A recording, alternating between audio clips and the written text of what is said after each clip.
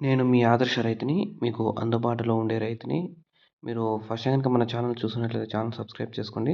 అలాగే మనది WhatsApp group గూడా ఉంది. గ్రూప్‌లో కావాలనుకుంటే డిస్క్రిప్షన్‌లో లింక్ ఉంటుంది. ఆ వాట్సాప్ గ్రూప్‌లో కూడా అయితే జాయిన్ కావండి ఇంట్రెస్ట్ ఉన్నోళ్ళు. ఇంకైతే ఇంకా ఈరోజు మనం డిస్కషన్ చేసేదొచ్చి టమాటో ధరలు ఎందుకు డౌన్ అయిపోయాయి దాని గురించి చూద్దాం. అందుకంటే ముందుగా బండి నడిపేటప్పుడు వెహికల్స్ గానీ, కార్ గానీ, టూ వీలర్ గానీ నడిపేటప్పుడు కొంచెం కేర్‌ఫుల్‌గా డ్రైవ్ చేయండి. హెల్మెట్ అయితే తప్పనిసరి అయితే పెట్టుకోండి. ఎందుకంటే డైలీ ఈ మదనపల్లి నుంచి మొలకల చెరువు వరకి ఈ మధ్య రోడ్డు కొత్తగా ఏశారు. రోజుకి ఎక్కడో తన 100% యాక్సిడెంట్ అనేది అవుతాంది. ఎంతోమంది చనిపోయారు. మనకు తెలిసిన వాళ్ళే చాలామందయితే లైఫ్స్ అనేటివి కోల్పోయారు చాలామంది. టూ వీలర్‌లో 100% ఈ టూ వీలర్‌లో ఉండేవాళ్ళవే డైలీ ఒక న్యూస్ అనేది వేటూ న్యూస్‌లోనే చూస్తున్నాను నేను. గ్యారంటీకి యాక్సిడెంట్ అయింది చనిపోయారు. యాక్సిడెంట్ అయింది చనిపోయారని ఈ వేటూ న్యూస్‌లోనే డైలీ అనేది 100% న్యూస్ అనేది వస్తాంది. దెబ్బలు తగిలినాయో, తీవ్ర గాయాలు గానీ, అలా ఏందో ఒకటి డైలీ అనేది నాకు తెలుస్తానే ఉంది. కాబట్టి మీరు హైవే ఎక్కితే మీ పల్లెల్లో కాబట్టి రోడ్లు సరిగ్గా ఉండవు. హెల్మెట్ లేకపోయినా పర్వాలేదు కానీ, హైవేలో ఎక్కేటప్పుడు మాత్రం 100% హెల్మెట్ ఏసుకొని పోండి. 60 స్పీడ్ వరకైతే బైక్‌కే సెపరేట్ ట్రాక్ ఉంది కదా! 60 స్పీడ్, 70 స్పీడ్ వరకైతే ఈ సెపరేట్ ట్రాక్‌లో పోండి.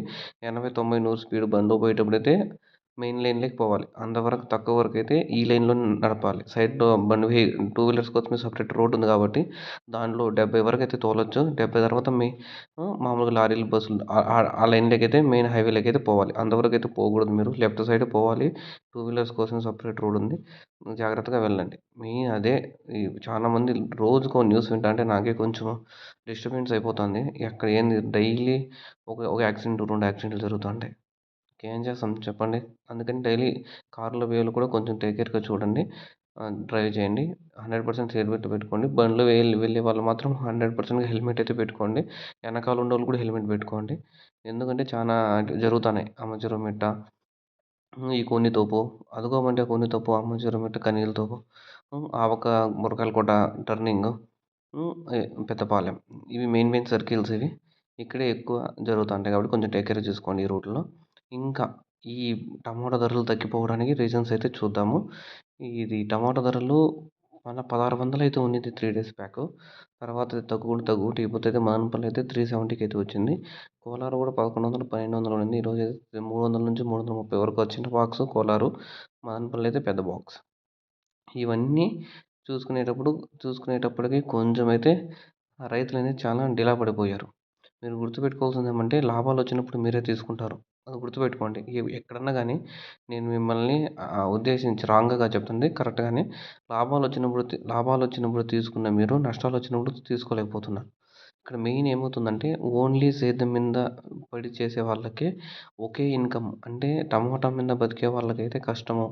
100% రైతులనేది వేరే ఇన్‌కమ్ గురించి కూడా దుడ్లయితే సంపాదించుకోవాలి.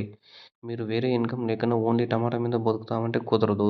ఇప్పుడు ప్రెజెంట్ జనరేషన్‌లో మీరు 2, 3 ఇన్‌కమ్‌లయితే డబ్బులొచ్చే ఆదాయ మార్గాలయితే చూసుకోండి. ఇప్పుడు మీ పిల్లోడు వాడు సాఫ్ట్‌వేర్ జాబ్ ఏదో ఒకటి చేస్తుంటే ఈ టమాటా పంట డబ్బులు పోయినా మళ్ళా 6 నెలల్లో అయితే రికవర్ అయిపోతారు. ఓన్లీ టమాటా మీద బతికే వాళ్ళైతే 100% అనేది రోడ్డు మీదకైతే వచ్చేస్తారు రైతులు.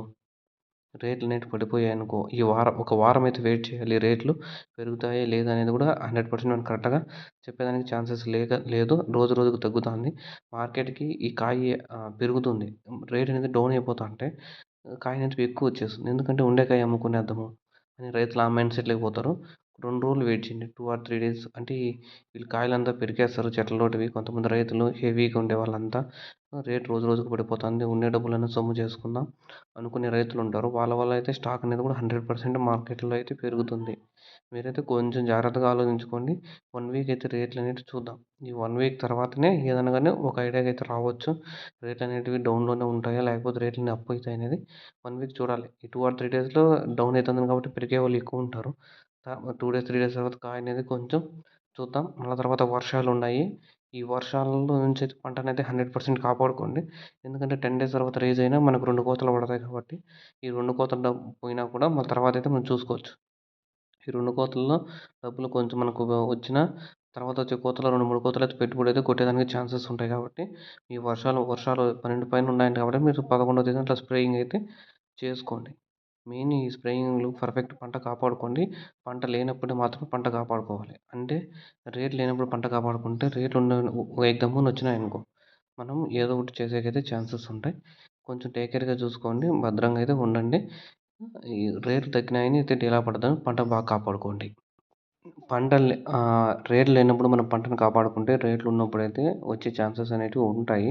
మీకు 3, 4 కోతల తర్వాతైనా 3, 4 కోతలేస్తే 15 రోజులైతే అవుతుంది.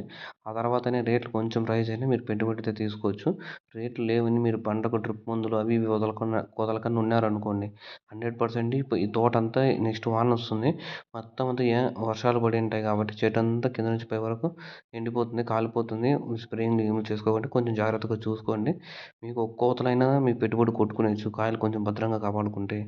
అలా కాకుండా కేర్‌లెస్‌గా 300, 400 పోతాన్ని వదిలేసినారనుకోండి 100% లాస్ అవుతారు. రేట్లొచ్చినప్పుడు మనం ఏం చేసినా కూడా కాయలనేటివి ఉండవు గనుక మీరైతే ఫోకస్ చేయండి. పంట కాపాడుకోండి. హ్మ్. రేట్లనేటివి రేట్లొచ్చినప్పుడు టమాటాకి రేట్లొచ్చినప్పుడు మనం ఏ విధంగా అయితే తీసుకున్నామో లైట్‌గా నష్టాలొచ్చినప్పుడు కూడా కొంచెం భరించాల్సి ఉంటుంది. మెయిన్ అదే. లాభాలొచ్చినప్పుడు ఎలా అయినా ఉంటాం. నష్టాలొచ్చినప్పుడు కొంచెం ఓపిక పట్టాలి. టైం మనది కాదు అన్నట్లు ఉండాలి. టైం మనదొచ్చినప్పుడు మన టైం మనకొస్తుంది. అప్పుడైతే మనం పికప్‌లోకైతే ఎళ్ళిపోతాం. దాని మీదయితే ఫోకస్ చేయండి రైతులంతా. ఇంకేమైనా డౌట్స్ ఉంటే కామెంట్ రూపంలో తెలియజేయండి. నేనైతే మీకు అప్డేట్ ఇస్తాను. Thank you.